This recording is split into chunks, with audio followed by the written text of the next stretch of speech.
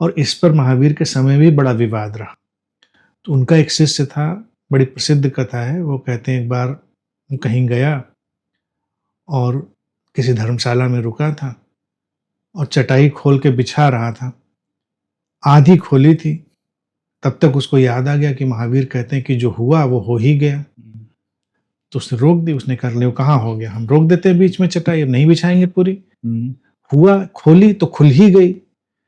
उसने हमने खोली थी लेकिन अब नहीं खोलेंगे, और लौट के महावीर के पास गया कि ये बात आपकी गलत है, कि जो हुआ वो हो ही गया, जो खुला वो खुल ही गया, जो मिटा वो मिट ही गया, जो आया वो आ ही गया, ऐसी आप बातें बोलते हैं ना। महावीर की बातें थोड़ी जटिल हुआ करती थी। तो महावीर मुस्कुराए, उन्होंने कहा कि नहीं, जो होता है वो हो ही जाता है, जो प्रारंभ हुआ है वो पूरा वर्तुल पूरा ही हो जाता है। उसने कहा नहीं, हम तो नहीं खोली।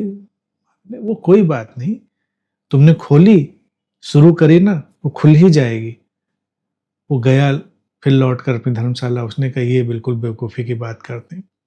देखा उसने जब गया तो एक आदमी पूरी चटाई खोल के आराम से लेटा हुआ था। तो एकदम उसको क्लिक हुआ कि खुली थी तो खुल तो गई ही।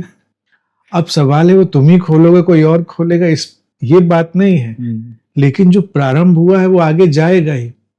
और यही जीवन का नियम है, हम कोई भी चीज क्वाइन करते हैं वो आगे चली जाती है। आज के हम आविष्कारों की अगर बात करें, जो विज्ञान के धरातल पर आविष्कार हो रहे हैं, तो उसके पहले वो साइंस फिक्शन में आते हैं।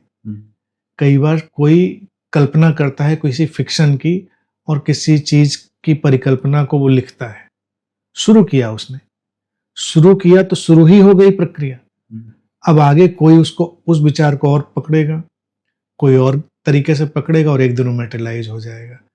तो इसीलिए मनुष्य के जीवन में जो विचार घटनाएं घटती हैं वो कहीं से भी ट्रिगर हुई हो, वो आगे जाकर अपना पूरा वर्तुल पूरा करती ही है।